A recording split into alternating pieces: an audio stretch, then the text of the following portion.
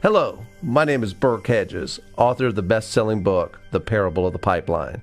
I open my book with a story about Pablo and Bruno, who take two very different paths in their quest for financial independence. What you're about to see is the delightful animated story of their adventure. So, sit back, relax, and enjoy the life-changing lessons in The Parable of the Pipeline.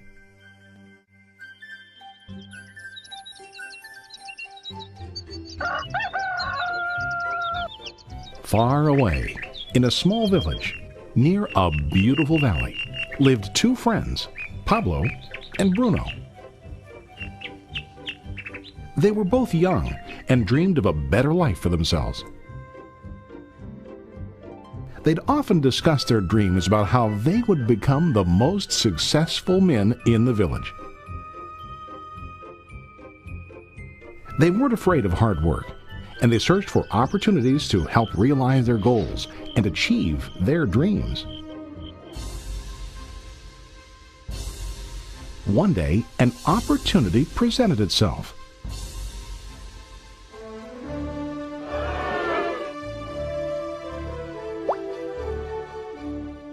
The mayor of the village decided to hire two people to bring water from a spring up on the mountain, across the valley, back down to the village.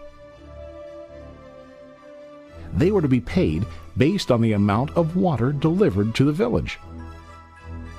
Bruno and Pablo enthusiastically got to work. Every day, from morning till evening, they carried buckets to and from the spring. They worked hard, carrying water to the village. In the evening, they'd return home with their day's wages.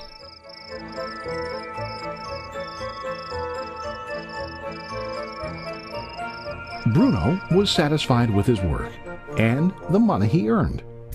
He was sure that with this work he could achieve his dreams.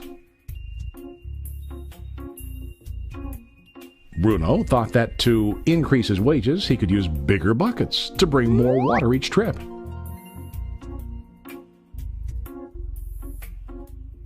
He believed with a larger income he would soon be able to buy a cow and the house that he dreamed about.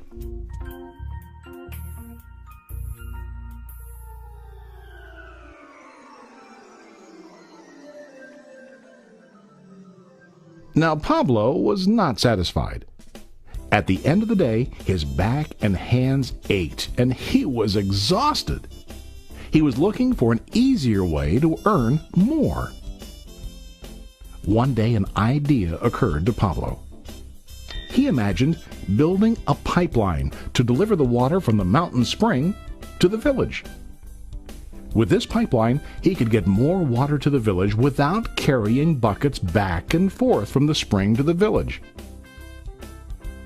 Soon, he got very excited about his idea and began to plan. Pablo, of course, shared his idea with his friend Bruno and asked him to join with him to work on and help build the pipeline. Bruno thought the idea was crazy. All Bruno could think about was what his money could buy today and how to get it quicker. He felt that building a pipeline would slow him down and delay him in achieving his goals. Instead, Bruno got bigger buckets and went more often back and forth, fetching water. He was sure that with this method, he could make more money. Pablo decided to build the pipeline on his own. He understood that it would not be easy to build, and it would take time to complete the pipeline. Pablo knew that it could take several years to finish, but he set his mind on his goal. Every day he worked and carried water like before. But on weekends and during his spare time, he worked hard to dig in the rocky soil and build his pipeline. In the first month, there was little to show for his work.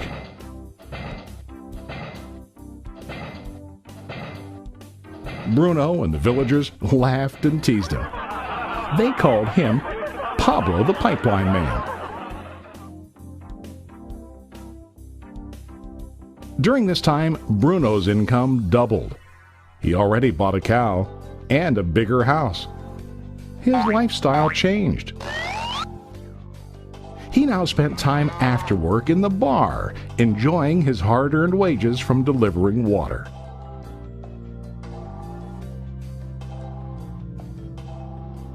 What Bruno didn't realize was that his body was starting to stoop from carrying the heavy buckets every day.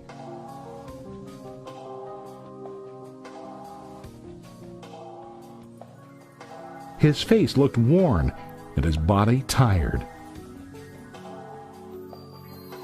Soon, he began to carry less and less water due to the wear and tear on his body.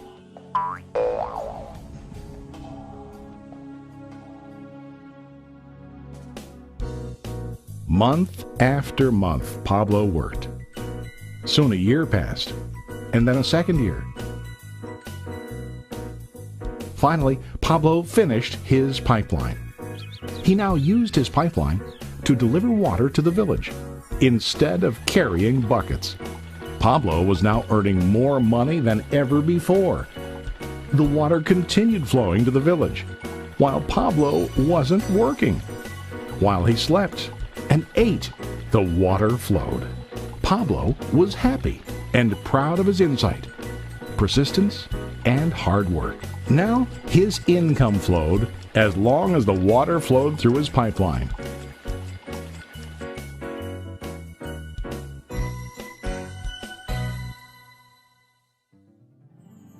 The story of Bruno and Pablo is a reflection of life. Their jobs symbolize what most people do to earn money. Bruno gets his money using buckets. He goes back and forth, carrying his buckets from the spring to the village in exchange for money. To increase his income, he either has to go more frequently to the spring or to use larger buckets. It's common in real life to increase our income by working harder. For example, working overtime or getting a second job.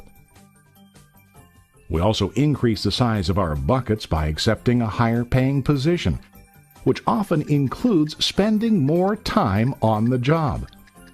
Most of us exchange time for money like Bruno.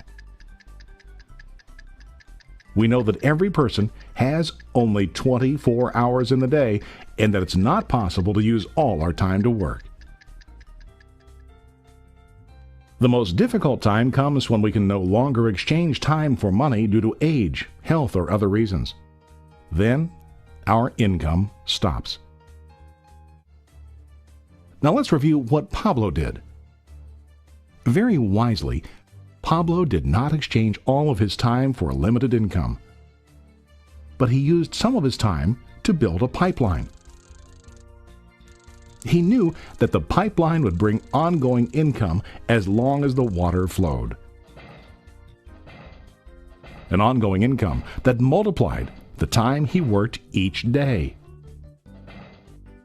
Pablo knew that someday, maybe because of age or health, he would no longer be able to exchange his available time for money.